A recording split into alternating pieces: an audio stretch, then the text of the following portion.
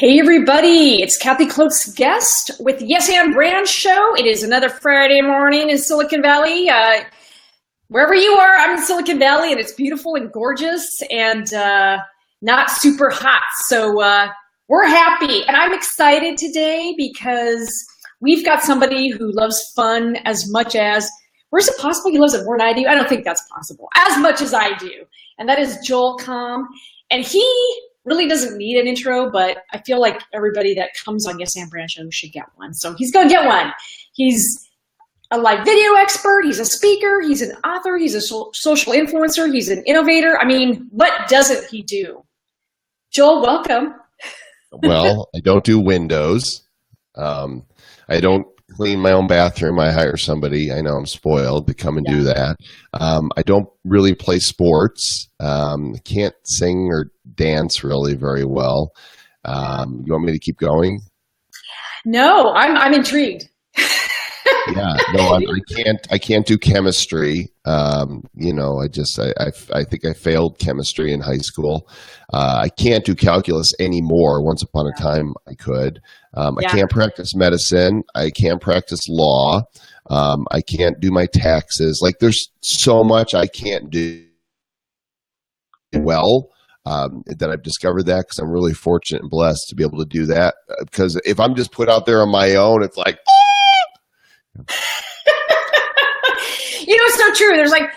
I feel like there's very few things I was born to do. And like most of them were ruled out, just genetically ruled out. It was like, Kathy's going to do this. She's going to make jokes. She's going to make content. And she goes in this camp. It was pretty much, I think at birth, the choices were very limited. So, but I would also they could have said, hey, you were born to be a proctologist. And I'm thinking, not so much, no offense to my proctology friends, but when I see you slap that glove on, not a fan. No thanks. Yeah, no, it's true. No, I could never do that. But there was a time too, I was really good at differential equations and integrals, and I did calculus 6 or 7. And I actually liked math, but it was like, nah, I like jokes and making content better. That was sort of, but I liked math. So I'm a little bit of a propeller head, a little bit and proud.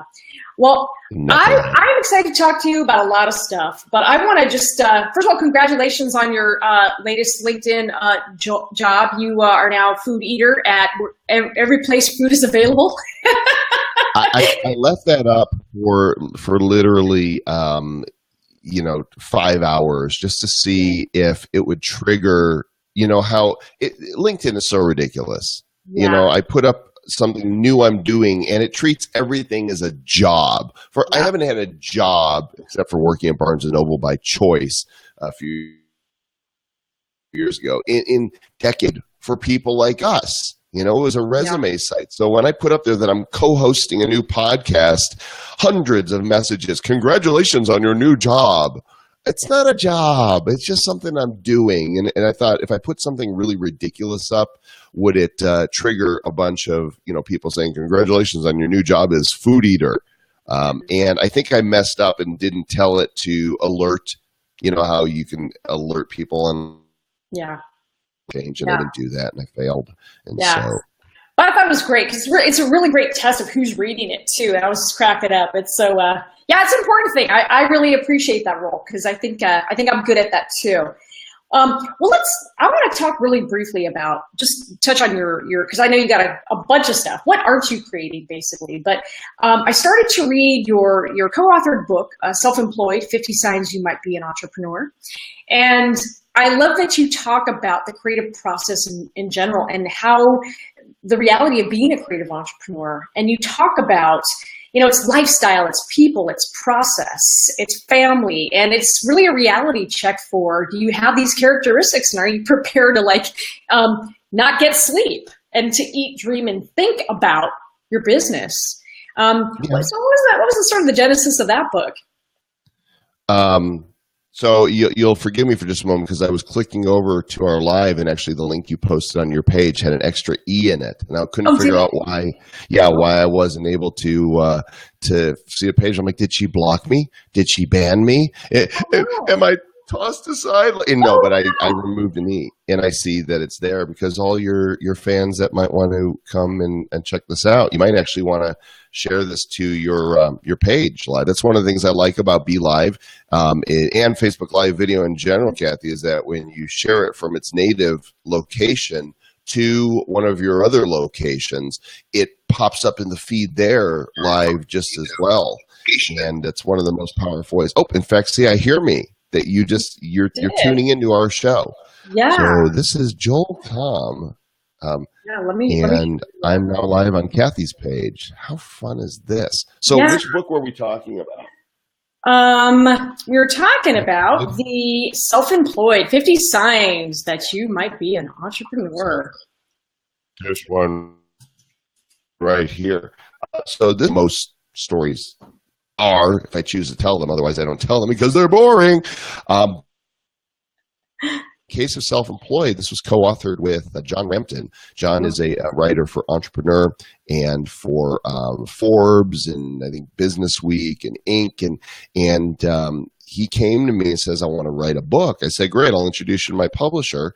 And he says, no, I want to write a book with you. I said, oh, okay, well, let's talk. And we looked at one of his articles that he did on entrepreneurs called 50 Signs You Might Be an Entrepreneur.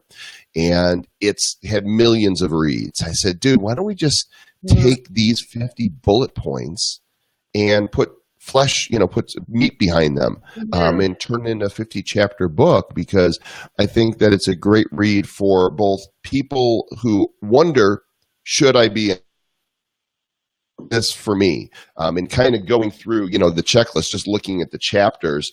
Let me read you a few of them. Your suit is a T-shirt and your favorite label is a logo. You have opinions and you're not afraid to state them. You ignore the problems and look for solutions. These are all signs, and each one of these, is a fully fleshed out chapter, 3-4 pages, great bathroom reading. So if you're wondering if entrepreneurism is for you, it's a great checklist for you to check out, because it's a checklist. But if you're already an entrepreneur, we need lots of love. We need a lot of support. And sometimes we get really deep in it, and there's moments where we're like, am I going to make, my bills next month? Is this going to work? Am I going to have to go find a job? And so Self-Employed helps to what you're doing. Many of us who are self-employed, it's not really by choice. It's by design, and it's our default because we're unemployable. We can't work for other people. I am unemployable. I could probably do a job with you even if I was super excited for a couple weeks, but you're going to tell me if I've got to be there at a certain time, if I have to answer to a certain person, if they perhaps might not be open to my ideas. There's just so many reasons that working in a job doesn't work for people like you and me and many of our peers. And so helps to serve that market as encouragement, as fuel, so that you can keep going. Yeah, no, absolutely. Well, I did share it out to the page just really quickly, and if there was a typo in there, then there you go. It's funny. I started doing these things. I moved them from my personal page, which was very hard because that's where a lot of the traction was. And I moved them to my business page. And I think I'm trying to get people to migrate over, but they'll find it. They'll find it and they'll watch it as well. Oh, the beautiful thing about Facebook Lives is the replays live on forever. I mean, 100 years from now, somebody could watch this. And they'll be like, oh, there's Joel Comm and there's Kathy. And Kathy, she wanted to become president of the United States. And look at her doing this back then. And that Joel, man, it did not end well. This guy ended up in the slums. And, it wasn't good. But, you would think from this that he had it all going on. But, then there was that moment. And it's like, up till then, I was completely employable as a potential candidate for president of the United States, because I think if we've learned anything from this last election cycle, that women can be anything they want to be, except president. I think that's kind of the big lesson. Well, I think women can be president. You just need a candidate to make that happen. Just saying. And we will get there. We will get there. Yes, and we will get there. And I would vote for a woman in a heartbeat. Yeah. I think a lot of people would. Well, and we will get there. We will. Well, I loved your book. This one that, and I've got a couple of books, because what don't you do? But a couple. Wait, let me show you. No, you've got. Well, yeah, couples of figure of speech. Yeah. So that shelf right there, I'm gonna brag. That's my bookshelf right there. From like there to there are all my books, including second editions and foreign translations, and then the rest of them on that shelf are books that I've helped peers, such as Brian Kramer and E. Brian Rose and Brian. Just goes on. There's so many of them. I love books, and I love. Brian's apparently, so that's a good thing. Yeah, I love writing. I love creating content. I love different things. My books, unless they're updated editions, they're never about the same topic, and it allows me to talk about all the different things that I'm passionate about. Yeah. And I'm working on two. Well, another book just came out, which is actually this topic. What we're doing right now, live video, and then I've got two more in the hopper that are two completely different topics, and it makes it so much more fun. Yeah, you're a pretty prolific content creator. There's no doubt about it. How do you decide? Because you're probably wired a lot like me, in that you've got a million ideas. It never stops. The pump is always like, you cannot turn it off, and how do you decide? Like the guy in Scanners where the head explodes. Yeah, totally. No, I get it. Like I wake up in the middle of the night and I've got to write down ideas, because I dream of ideas, and I dream that I'm doing stand-up, and I'll think of punchlines and setups in my dreams, and then I got to get up and I got to write it down. And you're probably the same way. How do you decide then, with all these different avenues and all this content that you could be creating? How do you know what to chase? What's your process? How do you decide? Passion. It's all passion driven. If I'm excited enough to do something with it, then I do it. Yes, I have a long list. If I wake up in the middle of the night, I try to just go back to sleep. I'm like, screw it. Whatever that idea was, screw it. Part of it, honestly, Kathy, is that there's so much to do. There's no shortage of ideas. What there is shortage of time and execution, right, to pull it off. So I have a to-do list of projects that I'm working on and things that I'm thinking about, maybe that I want to do, but it's very organic. Yeah. How it works with me. Here's case in point and how I'm managing my time and what I'm talking about. Even though I'm very active in the live video space and am a brand influencer for a number of companies in the space, about 4 months ago, I started getting interested in cryptocurrency, Bitcoin, and the like. And it was something that I heard about a couple of years earlier, but didn't look at. And I started going down the rabbit hole and was absolutely fascinated with it, enamored with it. And do you know Travis Wright? I do. Yeah. So Travis and I are friends, and we used to just commiserate over politics on Facebook Messenger.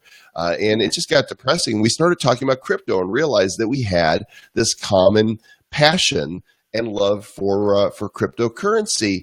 And one day, just a little over a month ago, probably 5 weeks ago, he says, jokingly, "What's next? The Joel and TW Crypto Show." And I saw that, and I said, yes. Within 2 days, we launched the Bad Crypto Podcast. Bad because we don't really know what we're talking about. But when we looked on the landscape of shows in iTunes, they were either NPR style, which, God bless them, you're listening to NPR, all about Bitcoin, right? Or it was techie, devy, nerdy. And what's really cool about this is the number of blocks that can, it's like, what are you talking about? Regular people don't know what you're talking about. And then you have like the pumper dumper scammer types, that are just trying to sell. And we're like real people figuring it out. And we started this podcast. Kathy, we have over 50,000 downloads in our first month. We're regularly in the top 50 business podcasts on iTunes, top 15. We even hit number 9 in the investing category. We're just a couple of goofballs. And all of a sudden we are thrust into this crypto world, and people are coming to us. They want to talk about sponsorships. They want to be interviewed. Yeah. So it was following this passion and timing, but taking action on it immediately and saying, damn the torpedoes, we're going for it. And now we find ourselves in this completely new arena and are talking about maybe we need to do a book for beginners, because the masses haven't come yet. Most people don't even know what's happening, and they will, and we're set up to be a part of it here early on. Yeah, no, I don't doubt that at all. I think, and fun, we've talked about this. I mean, fun is really the conduit for so much of it, fun and passion. I mean, otherwise why bother? Because, you even have a show called Fun, right? I mean, if you're not having, if you're not having fun, why do it? And I really think it's interesting how, everybody who's creative, fun is a conduit, but it's amazing how many people who are not entrepreneurs, if they're entrepreneurs working in a company, in a big company, how fun still is sort of, this 4-letter word. I mean, it does start with FU, and they think somehow fun is this horrible thing. And how do you sort of, when you're talking to people who aren't having fun, I mean, how do you just go, hey, why are you still doing what you're doing if you're not having fun? Exactly like that. That is the question. If you're not having fun doing this, why are you doing it? Well, I need to make a living. Okay, for what? Yeah. So that I have retirement. I mean, I know plenty of people that have worked decades hating their job, looking forward to the day that they feeling trapped in their mortgage, the house that they bought, the loans that they've taken out, the cars, the credit card debt, and the choices they've made, feeling like there's no way out, but there's always a way out. I've told people that are in that trap, sell your dang house, move somewhere else, go where you want to go, and live your life, because you got to carpe the diems. Life it's short. It is. We don't know when. We don't know when our time is, and how awful to sacrifice. You have one life. You have one life. I'm going to lay it down on the altar of doing what somebody told me I was supposed to do so that one day I may have the things I want. What is that? Now, I wake up every day and I do what I want to do, when I want to do it, with who I want to do it, for the reasons I want to do it, without anybody telling me. And it's not because I'm wealthy. I'm not. In fact, I once upon a time I was, but went through a divorce, and that doesn't help. And then went through a period of self-discovery and scaling back and realizing I don't need the millions. I can be with less to keep track of. Now, I make a living. I'm happy, but it's not about pursuing money anymore. It's about doing what I want to do, and the shackles of materialism can really hold you back. And I've discovered again and again that the more you have, the more you have to keep track of and to watch and to try to hold on to. It's much more freeing to live your life, go with the flow, find your fun, and follow your passion. Yeah, I couldn't agree more. And, I think we're in a world where everybody's sold the hustle, and I love that you're kind of the antidote to the hustle. And, the hustle somewhere along the line became like, are you hustling? Well, I'm hustling. Are you killing it? Yeah, I'm crushing it. Are you? Yeah. And that became it's so ridiculous, because you talk to people who are literally killing themselves. They're not living balanced lives. Sadly, some of them are on the road to divorce because there's no balance in their lives, and they're not having fun. And then I think to myself, is it worth it? And for me, the answer would be absolutely not. Not at all, because you're not taking care of your health, you're not having fun, and this artificial hustle. And I kind of think I love your message, because I think it's sort of the antidote. It's the inoculation against this ridiculous message of the hustle. Hustle and grind. The hustle is a dance, and grinding is for coffee beans, and that's the way I look at it. I think there's nothing wrong with hard work, right? There are seasons where you got to buckle down and you've got to get done in order to accomplish what you want. But this lifestyle, these people that put videos out there and like, hey, look at me, I'm in the office on Saturday. This parking lot is empty. Where's everybody at? I'm in here getting it done because I want it. Great. Yeah. Yay, you. We don't care. Take your Lambo and put it where the monkey puts the nuts. Because that is not the answer to life. You have bought into a bill of goods, and I promise you, you're going to get bored of that Lambo. You're going to wonder, why do I have this big freaking house with so many rooms that I'm lost in it? Where are the people in my life that I care about? Am I spending quality time? Am I doing the things I want to do? Am I hanging out with friends? I go, Kathy, I love music and live music, and I am all about buying experiences because that's what life is about. It's about the experiences and sharing it with people that we care about, that matter to us. Nothing else matters. No, well said.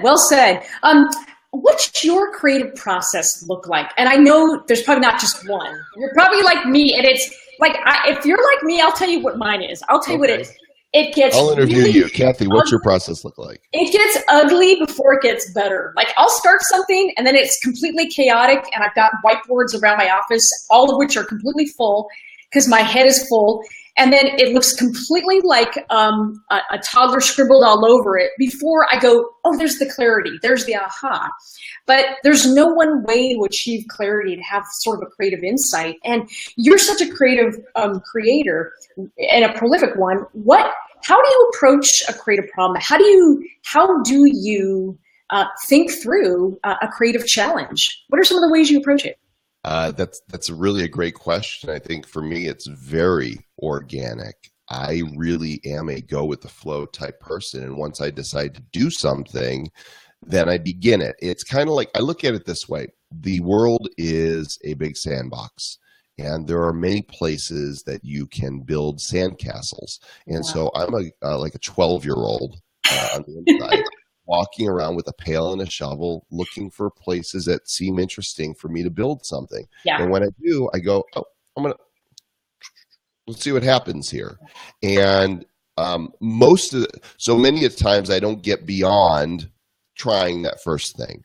But sometimes I'll build something and go, let's add a turret to that. And this is fun. I like this castle. This is turning out nice. Sometimes the waves come in and take it away. Other times people come by and they kick it over or try to, which is why I reinforce them with steel beams. Structural integrity in your castle building. That's right. And that's really, I wish that I could reverse engineer a more complicated formula for this, but it really is following what's fun, following my curiosity, exploring, trying new things, not being afraid to take risks, and trusting the process. I believe, we call it serendipity. Some people call it luck or chance. I don't believe in either one of those. I believe in design, and I believe in timing and the right moments with the right people, answering the right email, going to the right event, showing up when you're not even sure why you're going. Case in point, this whole crypto world's opened up to me, and a week or so into it, I get introduced to somebody. You should come to our event in San Francisco. And so last week I showed up to my first crypto blockchain event. I had no idea who was going to be there, what they were going to say, who I was going to meet. It was a great deal of fun. I met a lot of interesting people, and I guarantee it will end up being fruitful. I don't know how, but I trust the process. A lot of people, they go to conferences and they've got I've got my stack of business cards and I'm going to hand them out to as many people as possible, which doesn't do anything. Spending time talking to people and being open to opportunities. I think, I don't believe in the law of attraction. I think it's dangerous. I do believe that when you open yourself up to opportunities, you see them better. When you don't just have a single-minded focus on why you're there and just go, okay, I'm here, I'm present, there's other people here, flow with it, see who you bump into, who looks interesting to you, what's being said from the stage, carpe those diems, seize those moments, and trust the process. And that really is my process. I wish I could say it was more can be very linear when it comes to getting things done. Okay, we're going to do a show. I need to set up this account here. We're going to set up this website here. We're going to get our social profiles here. And I'm good at that. Like I'm very good at that, automatically knowing the boxes I need to check and then making sure they're all checked.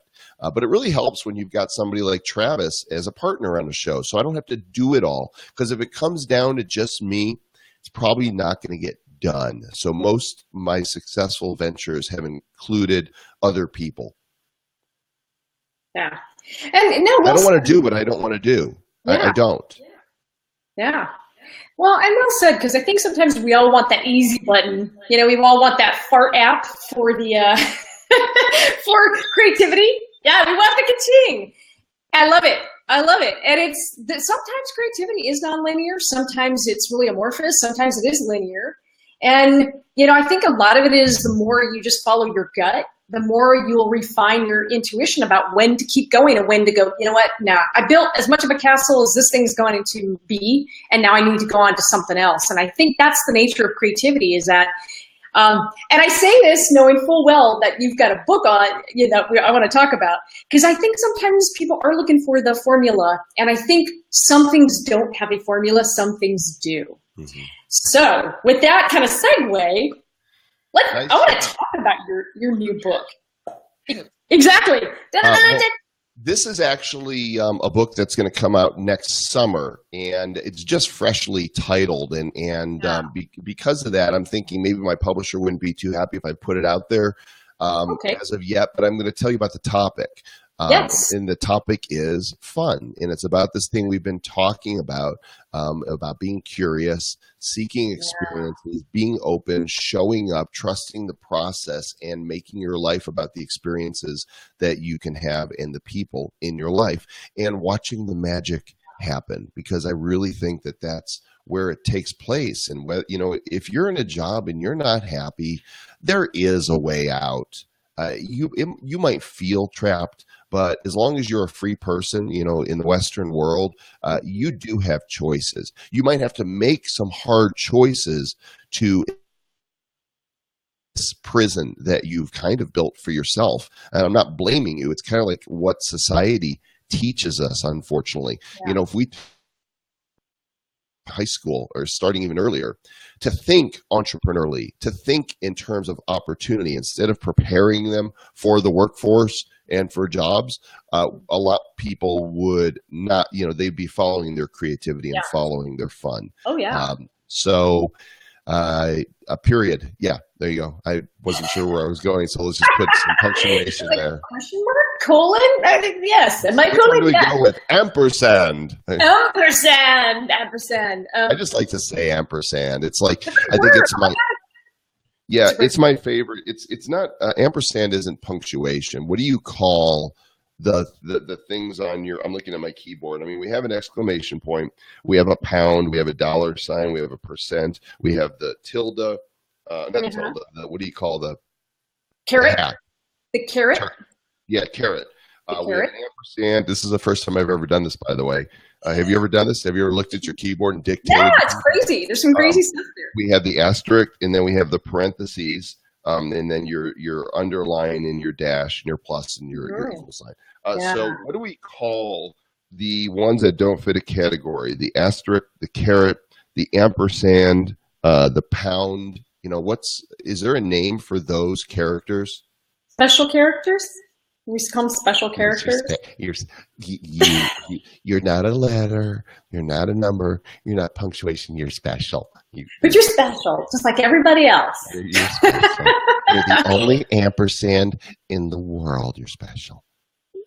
That's right. But ampersand's a great character. It's sort of, you know, it's not the @ sign, which is sort of ubiquitous. It's sort of the less popular cousin that, like, you know, well, the internet made @ and pound famous, right? Exactly. @ and pound were, you know, afterthoughts. What do they use @ for before email, right? And before Twitter? The there was just no, it was like, all right, I'm on the keyboard. They get close to me every time they hit 2, but usually it's not in combination with shift. And I'm just gonna sit here and hopefully one day I will be more used. And now you're like you in the hashtag.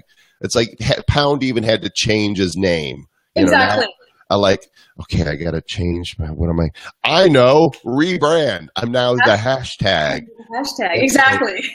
And hashtag are now celebrities on the internet. They're the Kim Kardashians of the internet world, and I just totally hijacked your show.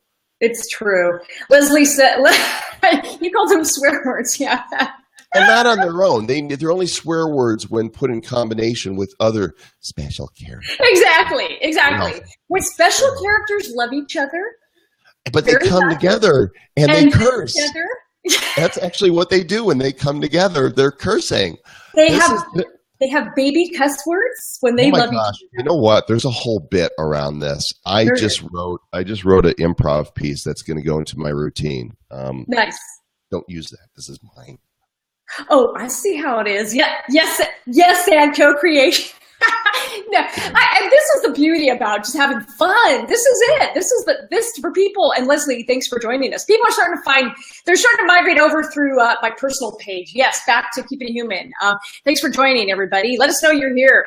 That's okay. You're never too late. You're never too late, Leslie. And no, that's the beautiful nature of improv. Is so much of this good stuff is co-created, and it's just yes-anding and going with the flow and being organic, which I think for a lot of people in Silicon Valley where I live, a lot of left-brain people, that's why they want the formula, Joel, because they're like, okay, now give me the formula for improv, Kathy. And I'm like, it doesn't exist, baby. I want to know who's got the sexy hair. She said sexy hair. Oh, well, I think it's you. I'm thinking it's you. I mean, I could say it's me. But I'm thinking she's talking to you. I'll tell you what, if it wasn't for the hair, I'd probably be lost. Yeah. I would. It like the hair makes up for a multitude of sins in my case. Yeah. I'm very blessed and fortunate. It can turn any color it wants as long as it doesn't turn loose. No, it looks good. It looks good. It's as far as I know, it's part of your Samson thing going on. It's part of your creative thing. I don't know. No, the power is actually not in the hair. I can cut it pretty short, and amazingly, I still get stuff done. It's just, it's kind of like an entity of its own. I'd like you to meet Joel and his hair. And the hair walks like, how do you do? Exactly. No, the hair walks in the room first and was like, well, hello. Thanks for joining us, everybody. We got some more people finding their way. Hey ya. Welcome. I know it's Friday morning. At least, still here. Thanks for joining us. Give us a shout out. If you got a question for Joel, or a comment or something silly, we love it. Or ask my hair. It's its own entity. Yeah. Or Joel's hair. Because Joel's hair is a celebrity at this point with its own special character. Talk to the hand. I'm like, talk to the hair. Talk to the hair. I know. I need that. I need cool hair. That's the thing. I need some cool hair. You have nice hair. What's wrong with your hair? It's long. It's flowing. It's beautiful. Well, it is. Now I'm wearing it long. I'm going long. I decided I had it short for a long time, and I was like, you know what? I'm done with that. I feel like I should grow it out and just see what it does. Should I grow mine out and then make a man bun? No. Aren't they the worst? Yeah. I'm old school. I like man buns, just not those man buns. I'm just a little picky about my man buns. Well, I've got those already. I was born with those, but you're not born with the man bun up here. And hey, listen, to each their own. I think that man buns are the thing that, in the future, you're going to look back at your pictures and go, oh my gosh. Yeah. Did I do? Just one day when you become an entrepreneur, successful entrepreneur, as Joel and I are talking about, and you're someone's going to have that picture and they're going to stick it everywhere, and just be careful what you put out there. So much regret, sadness, shame and regret. So tell us a little bit about, Joel, what was the very first thing you ever invented that you came up with that you commercialized? What was maybe the first thing you invented and the first thing you commercialized are two different things. Well, so we're talking business. My first entrepreneurial venture was actually as a mobile DJ. I didn't create, but DJs are basically frustrated musicians. If you can't create your own music, then you play other people's. So I started as a radio DJ, surprise, surprise, and then nightclubs. And then I saw that there was money to be made doing my own gig a lot more. And so I did that. But that wasn't really creating. That was just my first entrepreneurial venture. My first online creation in July of 1995, I registered and I think launched pretty quickly the domain worldvillage.com, which was a software review site. I still own the domain, just turned 22 just last month. So he's, last year hit the drinking age. I couldn't stop him from, doing what he wanted. The website just went to crap. I was just, it was stupid things like 22-year-olds do. Yeah. So much regret. So now I just let it sit there and it's like, but you're on your own. It's kind of like I tell I've got kids that are 25 and 22 and like, you can come and ask me for money. And they do. But they pay me back. So they're good. And they're good kids. They're more well-behaved than World Village is. But, I built a website. Now, the one that really my first success came a year later after losing just about all of the seed money I had. I got a call out of the blue from a gentleman in another state representing a Japanese multimedia conglomerate, and they wanted to license the content that I had been creating on World Village. It was software reviews, games, educational, multimedia, articles, that type of thing. So it was a content site, and they wanted to license the content, and it turned into a $7,500 a month gig. And since that day, I've never been in the red on any of my ventures. It wasn't my biggest success, but it was really a great start, especially for early on in the internet. What's been the biggest learning lesson? Because in all these amazing endeavors that you've done, I mean, there's ups and downs for everybody, and I love that you don't glamorize entrepreneurship. Because it is hard work. You can't be fun, but it's also work. What is the biggest lesson you've learned? In business or life? Just maybe we'll start with business and in life, because I think sometimes those lessons really kind of come together. I'll tell you, some of the hard stuff to talk about, which it's not as hard anymore because I've kind of moved past it. Now I like to share my lessons. But in 2010, the wheels really fell off my business and my marriage. And all at the same time, the economy took a downturn. I made some bad hiring decisions, and my wife left me. And, we tried to work things out, but I learned a lot about myself through the whole process and through, going through getting divorced, which so many people can identify with. And the whole thing transformed me as a human being. It grew me up. It made me able to see my own crap and own it.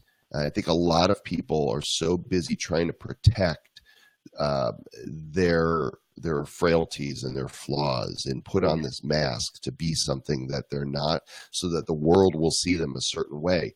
I've always kind of been fun and spontaneous, but I was definitely protecting parts of myself. And I had my come to Jesus moment for real. And it was owning my own stuff and seeing myself for who I am and not being ashamed of any of that. There's a lot of healing in pain. And, at the same time in my business, I had a staff of 38 people at my peak.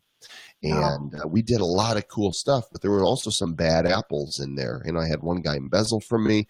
I had another one almost, destroy my business, trying to run it, but he was running it into the ground.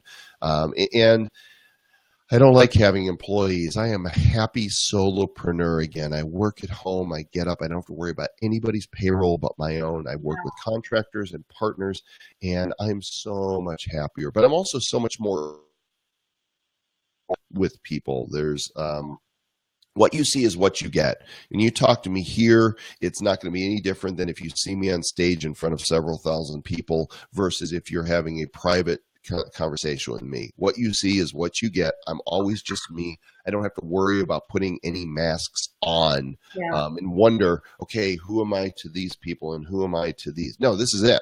And I'm much happier because I don't have to pretend. No, that's a really good point. Leslie had a question. She asks, what advice would you give to your 15-year-old self? When you go to college, don't do drugs. Really, I would. I wasted. I wasted the tuition that my parents had paid for. But, I was, like many of us, were confused when we're younger. And we Sure. do things, we don't even know why we do them. They just seem like the natural thing to do. And I made some really bad choices and decisions that I feel like impacted my life. Fortunately, I live my life as though I've recovered from those choices, but I really could have gotten in bad trouble. I'm convinced that there must be, a whole squadron of angels around me to protect me for whatever reason, because I should have gotten in all kinds of trouble. And it was just dumb. I wasted. Yes, I had great experiences, and it sounds like I might be talking out of two sides of my mouth because I'm telling people to seize the day, but I think there's healthy ways to seize the day and there's unhealthy. All of it becomes a learning experience and helps shape us for who we are. I think if, I would have told my 15-year-old self to be a little more intentional, take my life more seriously, because when you're 15, you look at 50 as that's really old, right? Yeah. I'm 53. I do not feel really old. I feel more alive and youthful and more in control of my world now, with more possibilities than I did when I was 15 years old. Now, sometimes, when I get up from my chair, I always have to announce it, right? So there's that part of getting older. Well, deputy 40 in the joints. Yeah, right. Yeah. So there is that, but we're so dumb. We don't know anything. When we're teenagers, we should all be working for NASA, right? Because we know everything, but we don't know squat. We don't know anything. Then in our 20s, we're like, I have the world by the tail. It is my oyster. And we feel immortal. Like, we're adults now. Yay. You're still in your 20s. You're barely adult. Oh, right? Barely. Barely. You're barely an adult. You might even still be growing for all you know, but you're barely an adult, but you're living in an adult world. It's that transition. Then in your 30s, most people are kind of like, well, this isn't going exactly as I thought it would. This is, what's going on here? In your 40s, I'm generalizing. You're like, dang, what just happened? This is not what I bargained for. In your 50s, you're kind of like, oh, yeah, it's not, but it's okay. And I'm good with it. So I can imagine that in your 60s, it'll be like, who cares? Right? And then you get to your 70s and 80s and you're like, screw you all. Exactly. That's how I want to be. I heard the righteous be like, damn you all to hell. I mean, Charlton Heston this thing. Light this thing up. Exactly. We do not, as a people, honor and revere the elderly like we should. We see, I think, I'll speak for myself. When I was younger, I would see that, you're elderly, you're frail, you're weak, you're not with the times, you don't know anything. But those people, the older you are, the more you've seen come and go, the more experiences you've had, the more wisdom you've had the opportunity to accumulate. Not everybody does, but a lot of people do, and age and experience has a tendency to do that to us. And, if you're younger and you're listening to this and you got grandparents that are still alive, go talk to them and ask them questions and listen to what they have to say. And listen to your parents. If you're the 15-year-old or whatever, they know stuff. They do. Yeah. Yeah. It's true. It takes a while to figure that out. That's the wisdom and that comes with age, right? That's, it just does. I think it makes you a better entrepreneur. I think it makes you more empathetic and more compassionate. You don't lose your fun edge like you haven't.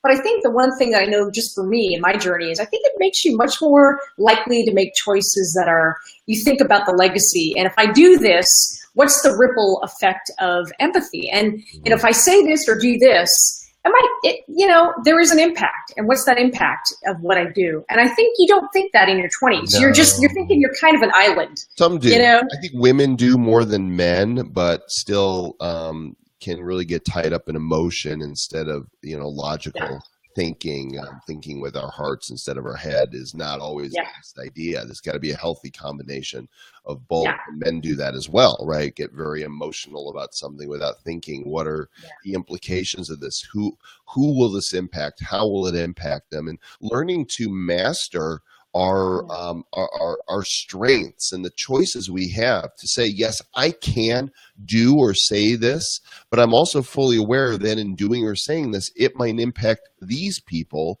in a certain way. And so making an intentional choice, no matter how strong the impulse is, to master. This is why I don't believe in that we came from monkeys, because I think we have the ability, we have dignity that goes beyond that. We have the ability to make choices, moral choices that can impact our world in a positive or negative way. It's why when I see these idiots that are protesting and being vile, and the idiots on the other side that are vile and counter-protesting protesters, and it turns into this clash, and all it ends up doing is hurting people. Let idiots be idiots. Idiots are going to be everywhere. The less attention we pay to idiots, I think the better off we are.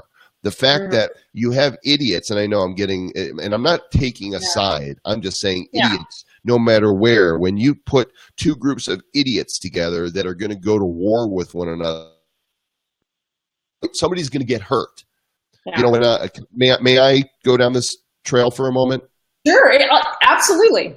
When I was a boy, I was growing up in the North Shore of Chicago. I'm Jewish. My entire heritage, my lineage is Jewish, and Illinois is a massive Jewish population. And I remember it must have been in the late 70s. The Nazi party wanted to march. They got a permit to march in this highly Jewish populated area. And the law says, it's freedom of speech. You can go be an idiot as long as you are not, committing a crime, right? As long as you are not hurting, assaulting somebody, to march in the street and use freedom of speech, you can do it. Well, guess what? People stayed away. They stayed home. They didn't go. And the idiots did what idiots do, and nobody got hurt. It hurt them, in their hearts, because they were reminded of what happened to some of them. Some of these people were, this is late 70s. They were, still alive. Those who had survived concentration camps. It was horrible that anybody would want to march in their community standing for that type of evil and hate. But people didn't. They stayed home. They ignored them. And so nothing happened other than idiots being idiots. Now people feel like, well, we need to fight idiots. And what happens? People get hurt. Let idiots be idiots. .com. I'm getting off my soapbox now. I really did. And I think that comes with maturity. That comes with age, restraint, wisdom comes with asking yourself, what is going to come of this? What is going to be the result of this? And there are people that feel like they need to fight idiots. And I think you become an idiot when you do that. Sorry. Yeah, well, and you know what? That's okay. I mean, everyone's got their opinions, and I think you're right on, though, that age should come with some kind of wisdom. It should for most people, not all, but I think that really does aid in being, I think, a more well-rounded entrepreneur. I think it does kind of feed into itself, It really does. This, Kathy, it's like I get emotional about this thing I'm into, this crypto world, right? Yeah. I get emotional about it, but then I apply my rational mind and go, okay, how do I position this podcast in a way that I'm being fair to my audience, right? Mm-hmm. We're very clear in our disclaimers, for example. We're being wise, going, hey, this is not an investment show. This is an entertainment show. And don't listen to our advice. We're not financial advisors. Do your own due diligence. It's your money. Don't be stupid. Yeah. Right? We can be stupid with our money because we're adults. You go be stupid and do whatever you want because you could lose it all. So we're clear, but it's that type of thinking. Yes. It's because there's people out there, I could point a bunch of them to you that are they're talking, oh, you need to go buy this, and this is what I'm buying, and this is going to go to the moon. And I'm thinking, you're hurting people. You're hurting people. So wisdom, puts other people into the picture with you and says, how will what I'm saying and doing impact others' lives? Yeah. Well said. No, well said, because I think you can have fun, like we're talking about, be passionate about what you do, but also recognize that there's empathy and compassion, and there's a maturity about what you do. And if you are an influencer and look, you're just a couple of great, wonderfully smart goofballs, you're very clear about, look, we just happen to love cryptocurrency.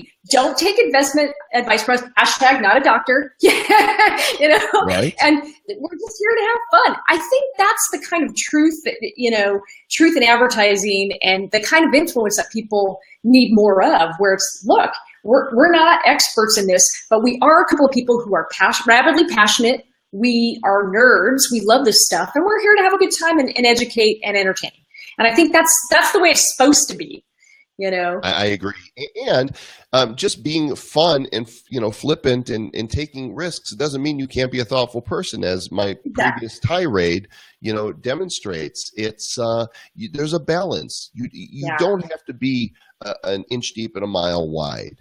I think seeking to be a deep, thoughtful individual with compassion and empathy is a great bar to reach. There's a lot of great bars here in Denver, but that's one. That's one up the street. Yeah. Yeah. No, it's so true. And I love that you say that, because I think that a lot of people, they hear fun, and fun still has a little bit of that, fun is frivolous, and not at all. It's where the creative good stuff comes from. It's people who are fun tend to be very thoughtful. Some of the best entrepreneurs I've met, and I know you had conversations with them. They're your friends. They're our colleagues. Some of the most creative people in the world are fun. They're balanced in terms of their approach, and they're serious when they need to be, and they're thoughtful about the issues they need to be thoughtful about. But that doesn't mean that they can't have fun. And I think that is, to me, a powerful combination if you're an entrepreneur. Thoughtfulness, but having fun in what you do, because that's really going to be the fuel, the rocket fuel that keeps you going. Without that, what do you got? Well, and you have to wonder what legacy do we want to leave? So I often wonder, hey, Jeff Adams, if Steve Jobs were able to speak to us from the grave, is he now with his legacy? Because he changed the world, right? But is he? Because I know people that worked for him. I know, one of my friends is the creator of the iPhone. He was one of the 10 on the original team. Oh wow! And he will tell the real stories. He's been in a couple of those documentaries about Steve Jobs. He was not a good human being. Yeah. He was not a nice person. He did not treat people with the respect they deserved, but he was a business genius and a creative genius. And I wonder, looking back now, after your life, do you look back and go, what's most important to me? That I left this legacy that changed the world in this way, or that people think of, who I really was, and how I treated them, how I made them feel. And I guess I would lean towards the latter being more important, but who am I to speak for somebody else? And that's part of the deal, is accepting others for who they are and not trying to change them. You don't have to hang out with people you don't like. Yeah, I agree. But judging people, is something we're all guilty of. I mean, I just did it right there. It's really easy to judge big targets, especially, but we do it with each other all the time. And with people I know, I try to give a lot of grace because I know I need it. Yeah.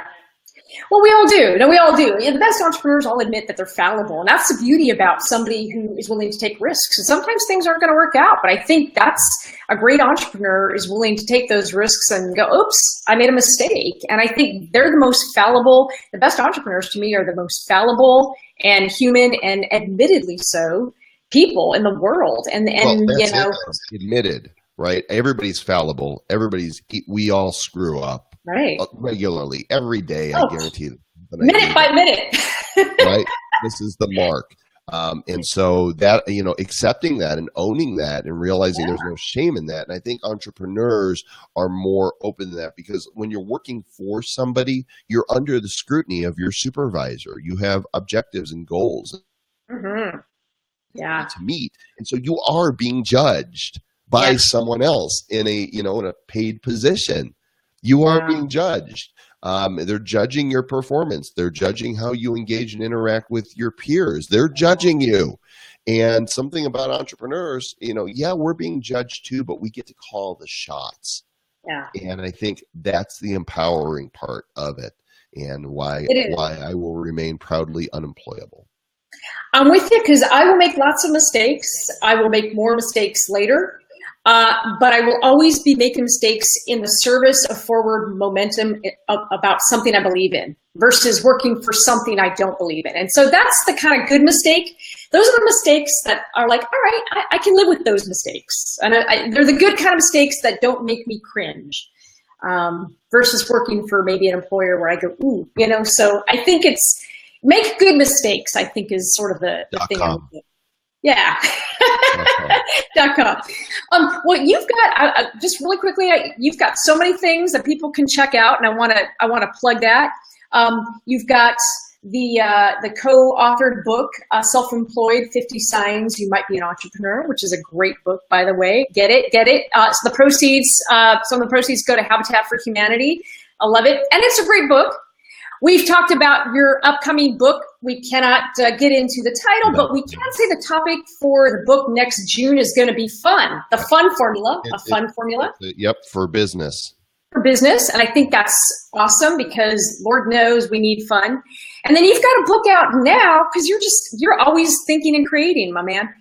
You've got a book out now. Tell us about it. Live Video Revolution. Yeah. So. The Live Video Revolution, How to Get Massive Customer Engagement and Skyrocket Sales with Live Video, forward by Michael Stelzner of Social Media Examiner. And you can see the hand holding the phone, right? So this is you going live. Kathy, did you know that you look like a millennial man with a beard? I've always felt like that was my spirit animal. I always felt like I was. This is him. This is your spirit animal. This is I'm a very handsome male millennial, so I'm very happy. Yeah, you did well. This is it's a quick guide as an introduction, because you can't write a book about live video and keep it current if you're going to deal with the tools. They change too quickly. And so I decided, why not write a book that talks about the evolution of live and how it can be used for marketing and building your brand and making sales, creating a platform, and offer some case studies, and then refer people to a website where they can keep up to date on the latest tools. So it's available for pre-order on Amazon right now. It's $9.99, so great deal. And I hope to get many of these into the hands of those that are going, what is this whole live video thing that's happening, and how do I leverage it for my business? Yeah, no, and if you're not on live video, I think it's one of those topics where some people, there's always going to be produced video and a demand and need for that. But live video, to me, it's, I think that we need to put to rest the whole, should you be blogging? Should you be on live video? The answer is yes. I don't want to say any more of those blog topics. The answer is yes. And, be smart about it. Get Joel's book. Joel, if there's one piece, I know there's so much, it's like boiling the ocean, but if there's like one piece of like creative advice, as we're talking about having fun and being true to yourself, and really, as you mature as a creative entrepreneur, like what's one thing you'd say to people who are listening or who will watch this later? What would you say? Be afraid. Be very afraid. Be afraid of that thing that sets you apart from everybody else, and that it sets you apart, because that's probably the thing that you're supposed to do. And that fear, if you embrace it and do that thing, is what's going to be success that you want. And there's a lot of books out there on fitness and on nutrition, right? There's new books written all the time, and each one of them has this, a lot of it's the same. Yeah. But then there's this unique little twist, this little angle, and it's the thing that you think like, nobody's thought of this. And when I do this, I think there's results. But since nobody else is saying it, you might think, well, I don't know if I should say that. They might laugh at me. I might be wrong. Yeah. But the truth of the matter is that thing that differentiates you from what everybody else is saying is the thing that's going to scare you, and most likely the thing that you need to do. It's a wise person once told me before I launched my book, Stop Boring Me. And I was like, oh my gosh, is this the right thing? And somebody said, when you say the title out loud, Kathy, it should make you throw up a little bit in your mouth. And I said, well, then mission accomplished, because I do, at the thought of like launching a baby into the world and just not knowing, and the ambiguity of not knowing, that turns your stomach a little bit, makes you kind of a little sick to your stomach. But it's also that good feeling of at least getting something out into the world that you're testing and you're moving forward. And then you'll soon know if it works or not. And I totally agree. And it took me, what Joel said is so true. And it only took me a lot of years to figure out what he's saying is absolutely correct. So it just took me a long, I was in a slow lane, the remedial life lesson lane. That's what I was driving. Well, it's taken me a lot of years too. So we all come by it honestly. You can't, you don't learn wisdom from a book. Even as I'm saying that, you can learn principles of wisdom from a book, but experience is really the greatest teacher. I knew a lot of things in my mind that I thought were wise principles, but until I learned them through experience, they didn't become my own. And I think that's the key. Real wisdom, it can be handed down, but until it becomes your own, well, you don't really have it, do you? Yeah. I just pulled that out of my ear. I'm not sure if it's true or not, but I think it sounds true. It sounds smart and right. So let's just go with that. Let's go with it. And I love that you have do good stuff right next to, can I just say that, special characters, hashtag do good stuff right next to the Pumoji. I think that's just that captures the contradiction of the man, and I love it. Joel, where do you want to send people?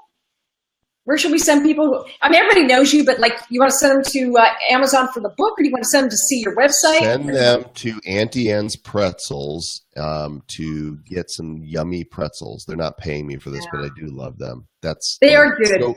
Go have a fresh, hot pretzel from Auntie Anne's. It will make your day. And if you want to find me, I'm the only Joel Comm, to my knowledge, in the world. So if you Google me, you'll be like, okay, this is way more than I wanted.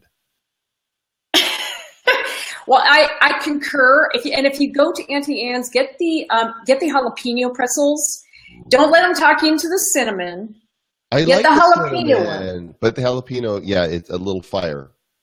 There's just a little fire to it. It's just good for the soul. So go visit Joel at his website and at Joel Comm, and I'm at Kathy Klotz-Guest. My website is Keeping It Human. Joel, thank you for just chatting and just having an organic, fun conversation. Oh, what a delightful time! You're a riot. Well, you're hilarious, and I want to see that bit. I want to see that special characters bit. I want to. No, it's before we go. Let me tell you one thing. I have on my bucket list to do a stand-up routine. I tried improv. I took 8 weeks of improv classes, and I actually didn't. It's not that I didn't like it. It's just that I didn't feel like it was me, because I'm not good at putting myself in other people's shoes. I'm not the strongest with empathy. It's not, I would not make for a good actor, but there's one role that I do better than anybody. I dare anybody to take on this role and outdo me, because they can't. And that's me. And so I find that I am funniest when I am just being me in the moment and spontaneous. It's loose for me, the way I feel like improv should be. So I'm inspired by my friend Andrea Vall, who is now a stand-up comedian and as well as an internet marketer and social media trainer. And I have on my bucket list to do a routine. I signed up for Steve Martin's masterclass. One of these days I'll get to it, on the website. And I have been taking notes about bits, and I'm like, that could actually become a good bit. I think the lost characters could be a good bit. Anything could be a bit. It's funny because people don't realize, or some people know me. I started out in stand-up, but I still do stand-up. I then ventured into improv, which I've been doing for 14 years, and I teach improv to businesses and to executives. But my first love will always be stand-up, because I think, like Andrea and even Tim Washer and some of our friends who also do improv, there's nothing like telling your story and being yourself with that mic and having a conversation with that audience. It's really, there's nothing like it. There's really nothing. I'm probably going to end up being more like a sit-down comic or or a sit down and shut up comic, we're done with you. Enough. You're not funny. That's more likely to happen. But I'm going to try. At some point I will hit an open mic and see if I get tomatoes thrown at me. Do it. Start with 5 minutes at a time, my friend. And then, 5. They said 2. I got to do 5. Oh my gosh. Oh, really? I've never been to an open mic when I started out that did 2. You usually you didn't have to go 5, but it came in increments of 5. And you did as many minutes as you had. How many you got? 5, 10? 30, already 30 minutes. We'll put you on the main stage. Yeah. It sounds crazy.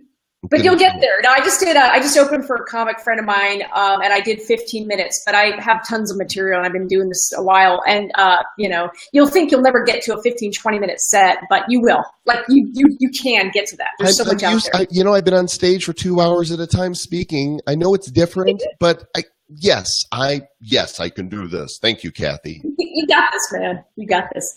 All right, my friend. Thank you so much, Joel. My pleasure. Cheers. Happy Friday. Bye, everybody.